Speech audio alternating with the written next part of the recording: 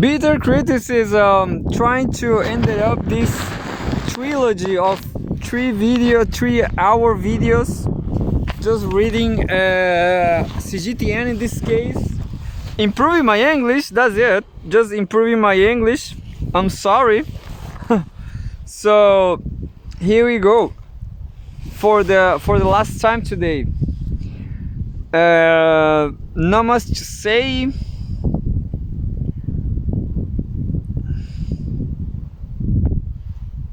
Chinese bill news about China. Serbia unveils Chinese bill high-speed train in Belgrade. Europe, June 8, 2024. CGTN. We have a photograph from Chinese and Serbs. Welcome to Serbia. Interesting. Look, welcome to Serbia. I'm not sure if you are watching this. Well, there's a train with a Huawei computer system, I guess. Beautiful Serbian woman, I guess. Serbian President Aleksandar Vučić on the center inspects a new electric high-speed train for the Belgrade-Budapest Railway at the Semun Station, Belgrade, Serbia, June 7, 2024.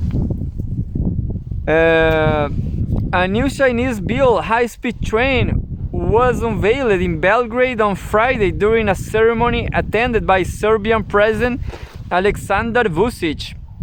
Vučić announced during the ceremony at the Semun train station that Serbia has ordered 5 trains from the China Railway Rolling Stock Corporation (CRRC) for passengers transport along the soon-to-be completed Serbian section of the Belgrade-Budapest Railway. The president highlighted that the 180-kilometer trip from Belgrade to Subotica near the Serbia-Hungary border will take just 1 hour and 10 minutes. I especially want to thank the China Communications Construction Company. This is funny, look. 4, it's not triple, but 4C. 4 C's. Can you see that? Are you seeing that? This 4 C's is like Audi, but yeah, it's almost like Audi logo, which is probably the best company that has ever done something in Serbia. That company is a miracle, and it's amazing how these people work, Vučić said. You know, European people from European Union, they get cancer, you know, because they are too toxic. They are trying to fight China. Anybody who tries to fight China, they're crazy, because China is doing everything well. And what else? What is the whole world doing? Nothing, you know, masturbating themselves, doing nothing.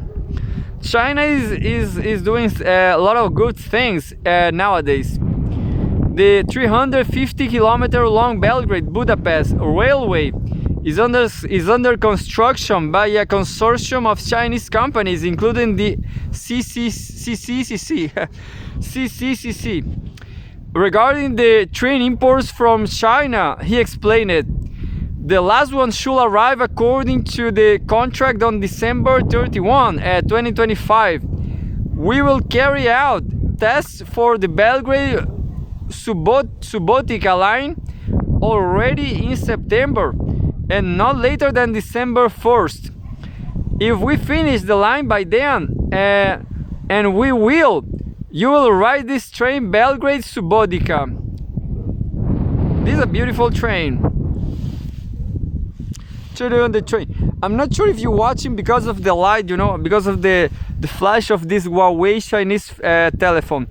Chinese workers walk by a new electric high-speed train for the Belgrade-Budapest Railway at the Semun Station, Belgrade, Serbia, June 7.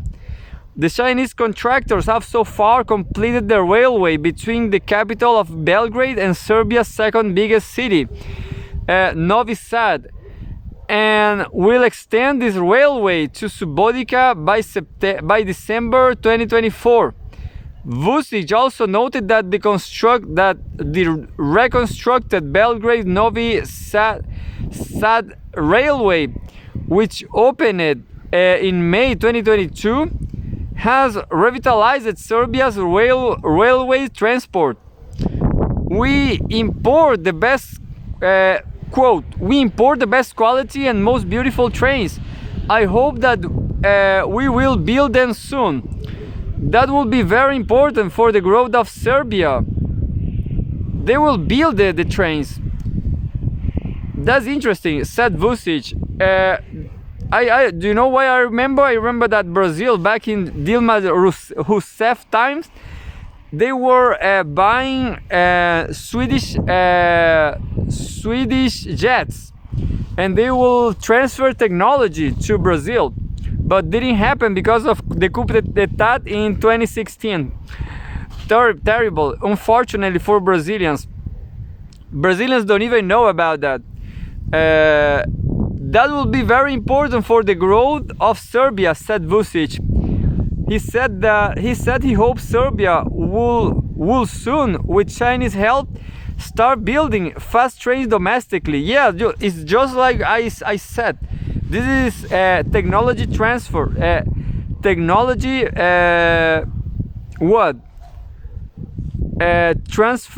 How to say? Technology. Transferization. I'm not sure about transaction. I mean, they are transferring. Yeah, technology transferring to Serbia. That's awesome. That's absolutely great. The Belgrade-Budapest Railway is one of the flagship projects for jointly building the Belt and Road in Central and Eastern Europe, with cooperation among China, Hungary, and Serbia. Well, Serbia maybe it's better right now. Who knows? Yugoslavia is done, is over, but Serbia is nice. The new train has 250 seats and can reach a speed for up to 200 kilometers per hour. It features intelligent diagnostics and maintenance ticket sales systems, space for wheelchairs, toilets for people with reduced mobility, and storage for bicycles and bulky luggage. I don't know what's bulky, but it's kind of big luggage, I guess. I'm not sure. Bulky luggage. Someday I will search for all these words. I don't know right now. This was from Xinhua News Agency. That's the source. Anyway, CGTN, Slovakia begins EU vote in wake of Prime Minister shooting. Meloni's Italy next.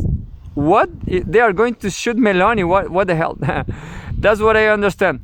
Italian Prime Minister Giorgia Meloni waves from the stage during an electoral rally ahead of the EU parliamentary election in Rome, Italy, June 1st.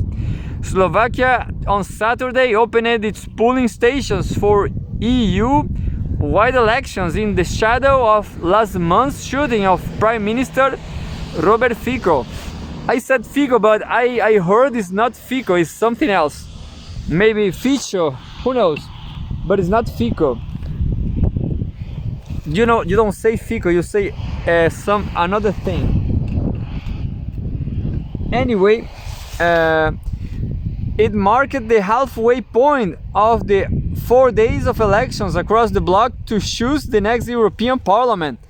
Most of the EU's 27 countries, including powerhouses Germany and France, will hold their votes on Sunday. But Italy, the EU's third biggest economy, will start voting later Saturday, with these results likely to have a big impact on how the parliament is configured and on the future course of the bloc. In Slovakia, the May 15 assassination attempt on Fico by a 71-year-old poet rocket, old poet rocket, the station of 5.4 million, and spread shockwaves across the EU. Oh yeah. So the terrorist was 71 years old, and he was from the right wing. Thus, CGTN is not saying. Maybe China is a right wing country. What about that? Yeah. A visibly thinner Fico had issued a pre-pulled video describing his attacker as an activist of the Slovak opposition, which he accused of aggressive and hateful politics from the right wing. It was only a matter of time before a tragedy will occur. The four-time prime minister said in the 14-minute video. His party, which highlighted the attack in its campaign's events, opposes EU armed deliveries to Ukraine and rails against alleged warmongers in Brussels. Violence has occurred elsewhere in the bloc. Late Friday, a man hit Danish Prime Minister Mette Frederiksen in a Copenhagen square. She was not seriously hurt, according to witnesses. Police arrested the assailtant, whose motive was not immediately known. Denmark also votes on Sunday. EU Commission Chief Ursula von der Leyen condemned the despicable attack against Frederiksen, but it was the shooting of Fico that was the most dramatic incident in the bloc ahead of the polls. In its wake, support for Fico's left-wing populist Smer SD party has skyrocketed. Support for Fico's left-wing populist and soared past its main liberal rival to the top of voter intention surveys. Historically, however, Slovakia has had a low turnout in EU elections. In the last one in 2019, just 22% of voters cast ballots. I just remember that Bolsonaro in Brazil he alleged to got shoot or attacked with a knife. You know, I don't remember how to say that. Attacked by a knife, with a knife, but Bolsonaro won after, and it was a lie. I guess everybody, specialists, said it was all a lie. It was not, because he was skipping the. He was in I don't remember now. Maybe that was in 2020 or something like that. No, it was 2018. In 2018, he skipped the debate with Fernando Haddad. So Haddad was a pretty impressive guy. He was PhD and so on in philosophy and sociology and everything. And Bolsonaro is just a moron, you know. Well, Fernando Haddad will win if Bolsonaro didn't got that knife. That's the question about. Well, it's good to know about the masses, isn't it? Later Saturday, attention will shift to Italy's vote.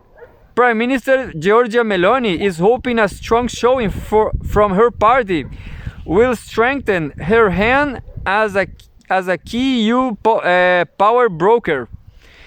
Polls suggest her brothers of Italy could come out on top with 27% on the vote, which will reflect a broader surge of gains for far-right groups across the EU.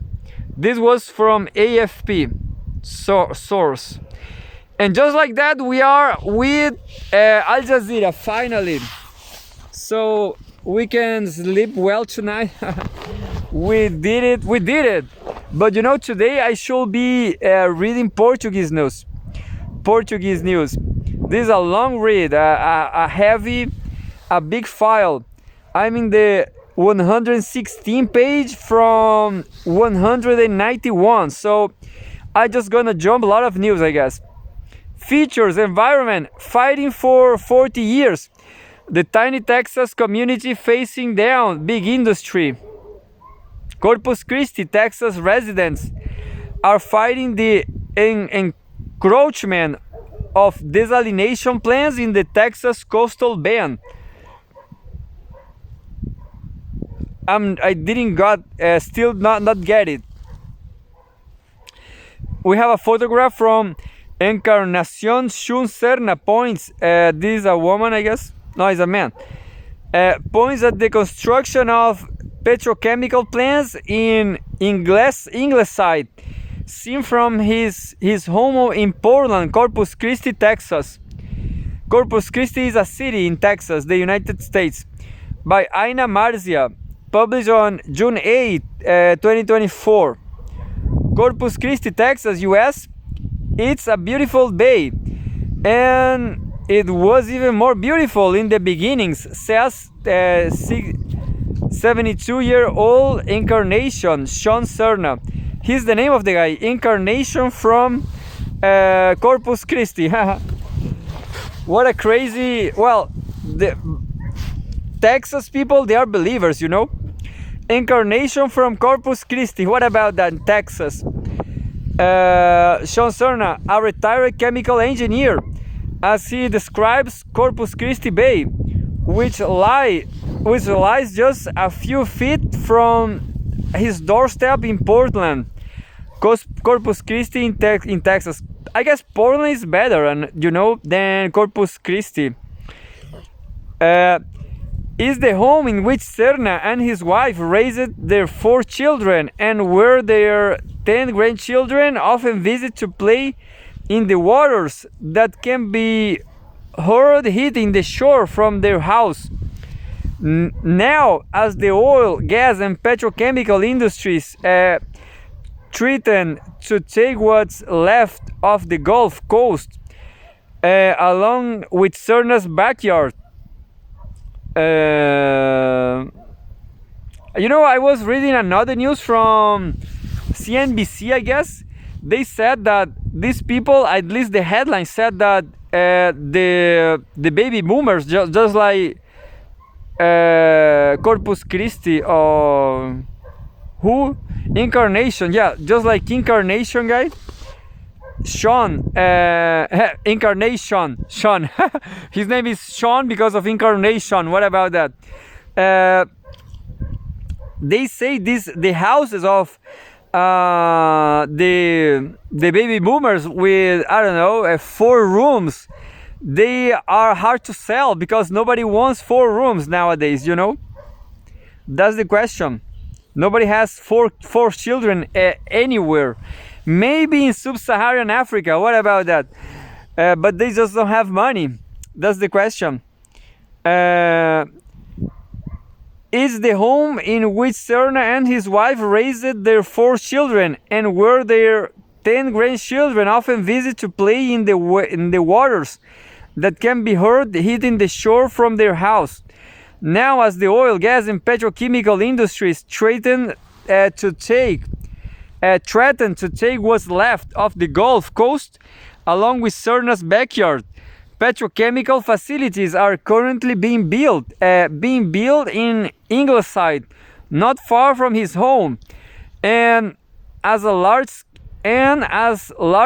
desalination projects, which will service these industries, gain approval to discharge wastewater back into the bay. He wonders how much longer it will survive. It's a great photograph because there's really a backyard here, and there's really a industry, a desalination something. I'm not sure if you're watching this. Anyway, well, it was a great life, It was a great... I'm pretty sure that their grandchildren doesn't live in Corpus Christi, Texas. But it's just Texas, Texas is just like that. Is deregulated, is hyper liberal. I'm not going to take this house or this bait to the coffin. Is a legacy. It must be here in a healthy form so that future generations can enjoy what I enjoy. Serna as well. Things changes, things just change it.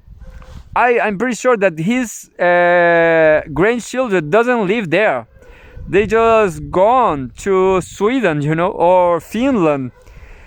Just minutes from Serna's home lie the shores of the La Quinta Channel, home to the port of Corpus Christi that is owned and operated.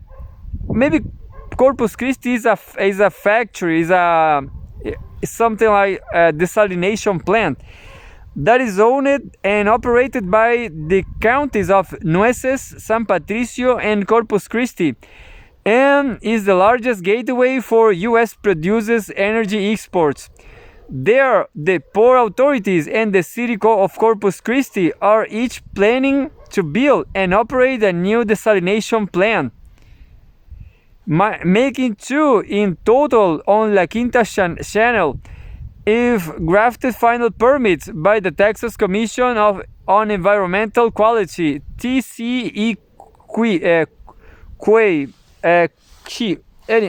anyway, so Serna is pretty upset about all this stuff. This was from Al Jazeera. They don't want desalination plant, but yeah, because there's a lot of brine, Desalination plant, there's a lot of brine. That will be over. And we have a daughter here. She's beautiful, I guess. It's kind of too fat because she's American. I'm sorry. I'm not in Chile. Go away. Don't come here to kill me. I'm not gonna read all this because I just get tired about all this stuff. There's nothing to do here.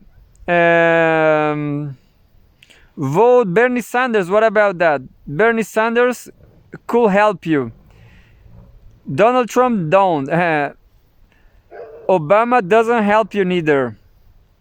But this article is huge. It's a long read. It's all about the whole city. There's a lot of people here. A lot of them.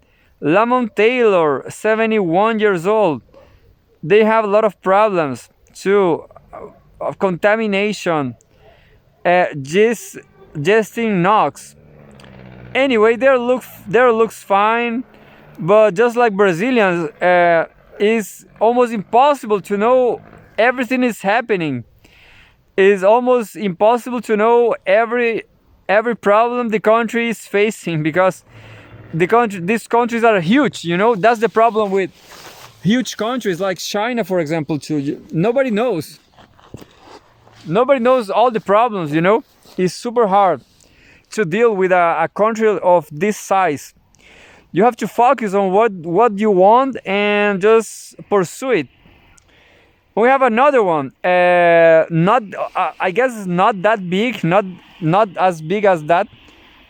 We jumped just to the 165 page, so we are close to the end. What about that, Tommy? We are making it, Tommy. Explainer, news, health. Did ancient Egyptians use surgery to treat brain cancer? Scientists that say they have found evidence from ancient skulls that could point to operations to treat the disease. I heard that. I don't remember now. Maybe Inca people from Peru, they did that. Something like that. Some people like those. I guess it was the Inca people, not the Aztecs. Because Aztec people, very few actually. They were like warrior people. And Inca, they were more advanced from Peru. But in this case, Egyptians. We have a photograph from canopic jars, which were made to store organs removed from the body in the process of mummification. Yeah. Are seen at the site of of the step pyramid of Djoser in Saqqara, southwest of Cairo. Published on June 8, 2024. Ancient Egyptians may have tried to treat cancer with surgery more than 4,000 years ago, a study has revealed. The findings were published in May in the journal Frontiers in Medicine and add to a growing body of work seeking to expand our understanding of how one of the world's most important civilizations try to tackle diseases, especially one as deadly as cancer.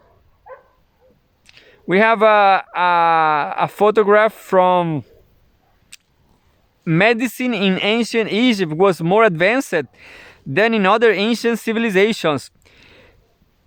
This limestone relief is a limestone relief from about 2980 before Christ.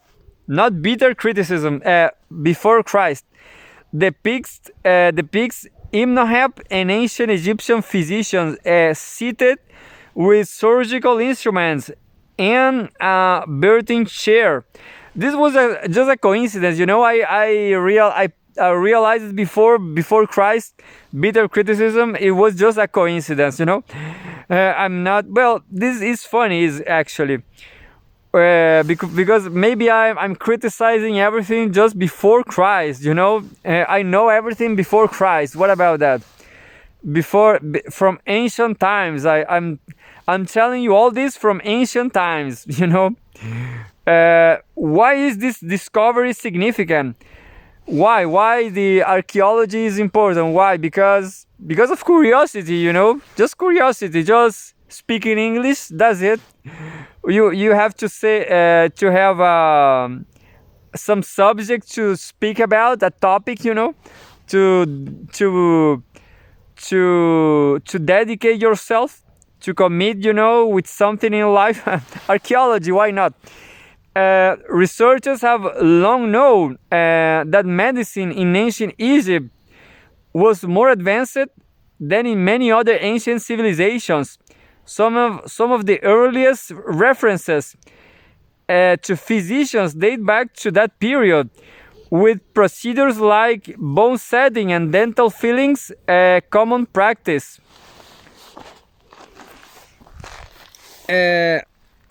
What scientists did not know until now was the extent to which its physicians may have tried to investigate and operate on cancerous tumors in the brain. Scientists studying skulls from the era say they have found physical evidence of invasive procedures for brain tumors that prove physicians were trying to learn more about a disease we now call cancer. The discovery could also mark the first known case of surgical treatment for the disease in ancient Egypt. Our research observes, by looking directly into human bones with cancerous lesions, that they performed an oncological surgery. Led author Edgar Camaros, a paleontologist studying ancient diseases at the University of Santiago de Compostela in Spain, told Al Jazeera, "We don't know if this was a potential surgical treatment or a medical exploratory autopsy, but for sure an oncological surgery to better understand what we nowadays call cancer." Alongside Camaros, researchers Tatiana Tondini of the University of Tübingen in Germany and Albert Isidro of the University Hospital Sagrat Cor in Spain co-authored the study. How did scientists discover evidence of ancient surgery? This was a subtitle. Two skulls, each thousands of years old, provided the evidence that both general healing treatments for head injuries and more specific cancer surgeries were undertaken in ancient Egypt. Both were originally discovered in Egypt in the mid 1800s and are now part of the University of Cambridge Duckworth Laboratory School collection in the United Kingdom, having been taken there by archaeologists for research. New evidence that surgeries had been carried out became visible in October 2022 by using advanced technologies such as microscopic analysis and computed tomography CT imagery, which is usually used in medical treatment to create detailed internal images of the body. One skull labeled 236 is believed to have belonged to a man 30 to 35 years old and dates back to 2687 BC to 2345 BC. Its scarred surface revealed one large lesion, believed to be from malignant tumors, as well as about 30 smaller lesions sprinkled across it. Researchers found cut marks all around the lesions, possibly made with a sharp metal instrument. Quote, "We wanted to learn about the role of cancer in the past, how prevalent this disease was in antiquity, and how ancient societies interacted with this pathology," Tondini said in a statement. "When we first observed the cut marks under the microscope, we could not believe what was in front of us." And they have a lot of material to study, a lot of medical documents. This is impressive, actually. When we first observed the cut marks under the microscope, we could not believe what was in front of us. This is a replica of the 3,500 year old Papyrus Ebers, the largest scroll of the medical science of ancient Egypt, in the showroom of the Albertina University Library in Leipzig, Germany. This is impressive, actually. Very, very old. The precise support of the incisions are not clear, and it is not known if the subject was dead or alive at the time. If the cuts were made posthumously, Camaros explained it, then it could point to the fact that the physicians were conducting experiments or performing an autopsy. If the patient was alive at the time, then the cutters were more likely trying to treat him. Without the patient's medical history, though, there is no way to be sure. The second skull, labeled 270 and dating from 664 BC to 343 BC, is believed to be from a woman who was older than 50. It too has lesions believed to be from cancerous tumors, although there are no signs of attempts to treat or observe it. However, skull 270 was healed fractures from what was likely severe trauma from a weapon and continued to live long after those fractures were sustained. The fact that the individual survived could point to some form of successful medical treatment, although it is unclear what that might be. One of the latest, I guess, subtitles. What else is known about cancer in ancient Egypt? Ancient Egyptians believed diseases were a punishment from the gods, but they were nonetheless adept at medical care, using fresh meat, honey, linen, and a host of herbs to treat wounds, for example. There were enough physicians in ancient Egypt that most were able to focus on one disease especially. on one disease specialty. It is believed cancer was likely not one of the diseases they understood enough to treat, as ancient texts texts have already shown, but not because the disease did not exist then. The rarity of cancer cases in fossil records led to a wide belief in the past that the disease, now the second leading cause of global deaths, is being caused largely by pollution and lifestyle or diet changes in the modern world. But this latest finding, like others in recent history, has clarified that cancer was probably more common in the past than was once believed, the researcher said. Quote, cancer is not a modern disease, although lifestyle and aging are important factors that increases its incidence.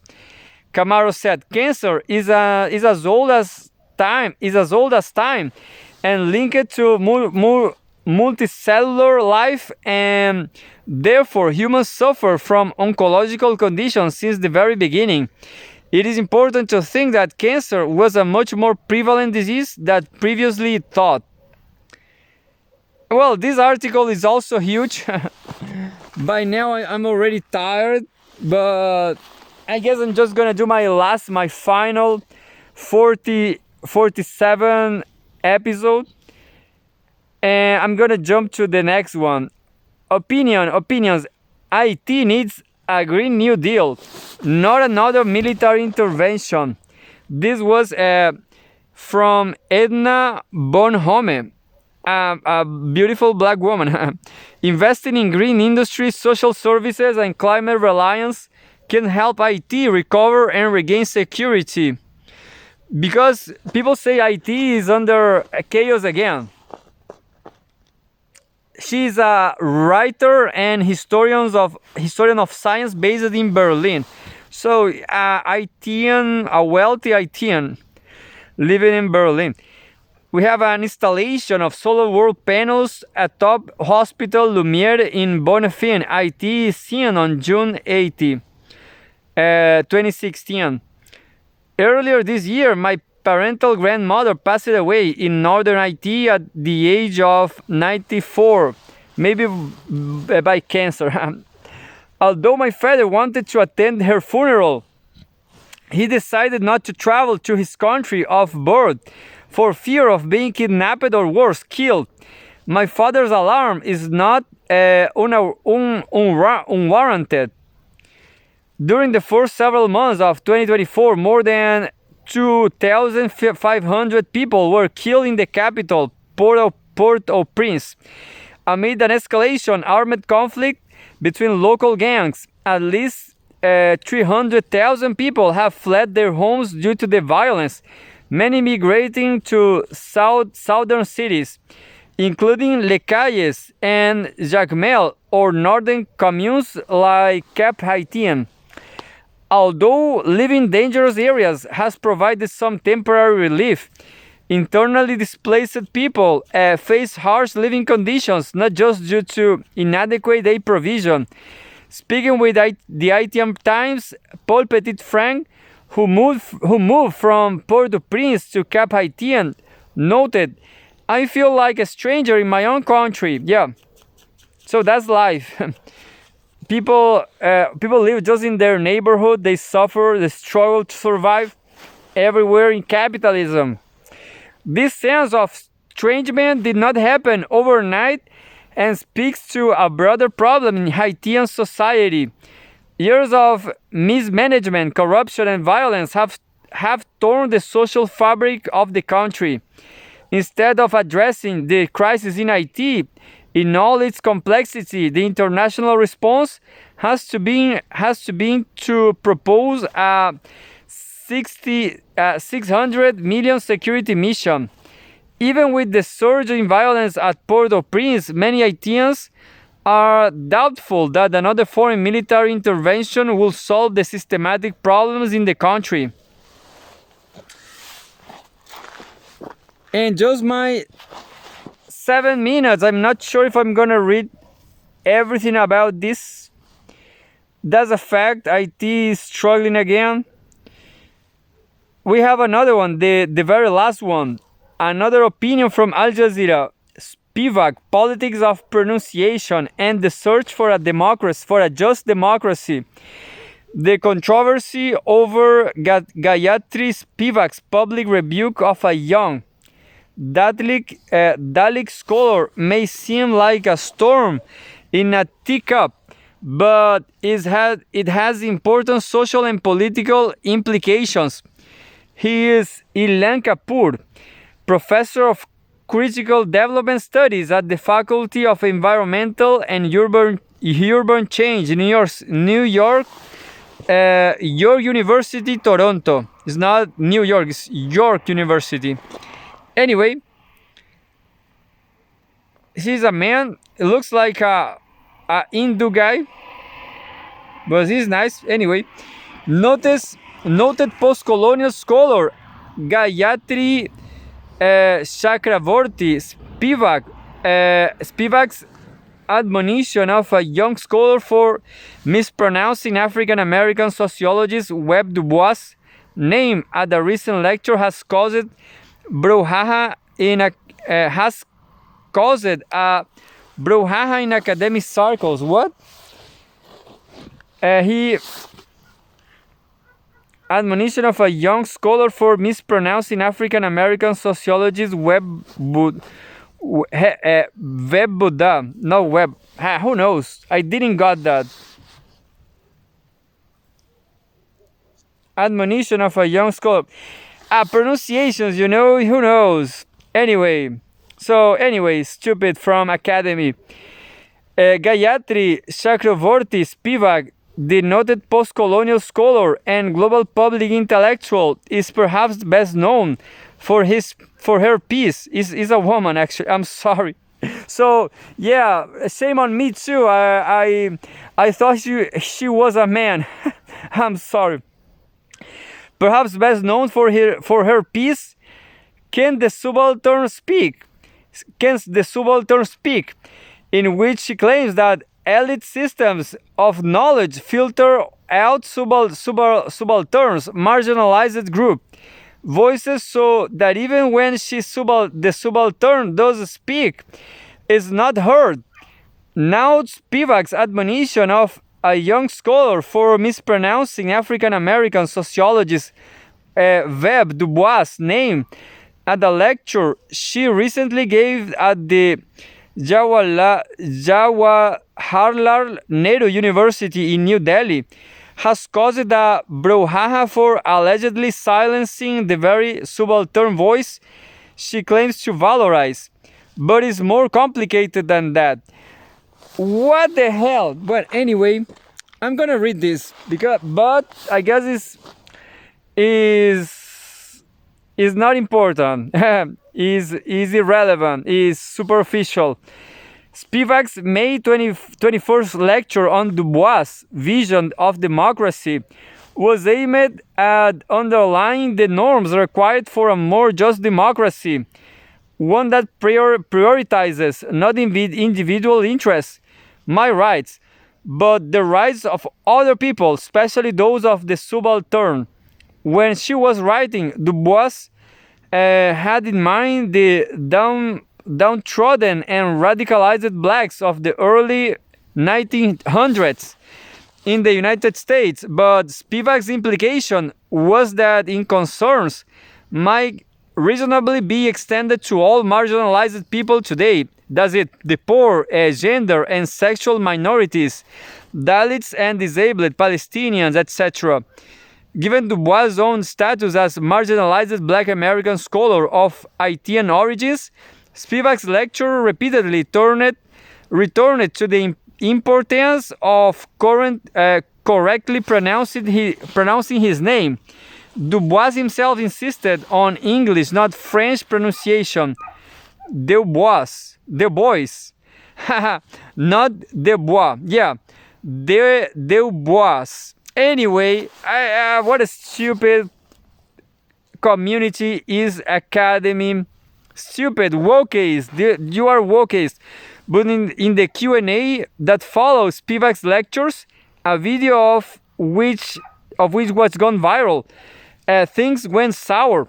A graduate student, Akshul Kumar, tried to ask Spivak a question about her own privileged status in talking about the subaltern, but he was unable to complete his question because Spivak repeatedly interrupted him, first asking him who he was, to which he responded, I am a founding professor of the Center of Brahim Studies, and then correcting him 3 times on his insistent mispronunciations of Dubois' name, reproaching that he should know better as someone doing Brahim studies. Anyway, terrible community, but I hope I will be nihilist. I will remain nihilist forever. I know I'm gonna die. I know Tommy's gonna die. I'm not gonna kill Tommy. Tommy's gonna kill herself. Hey, Tommy.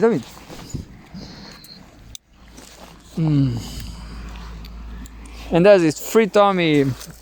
Tommy just wants to relax a little bit, just don't want to be a famous scholar. I'm sorry, I thought she was a man. That's typical of ugly people, I guess. Ugly people, they develop other aspects of life because beauty is so too far. It's too far. They become scholars. That's the truth about ugly scholar people. They are mean. Nobody loves them. I've seen this over and over again, many times. Scholar people, I'm gonna try to work in a butcher shop.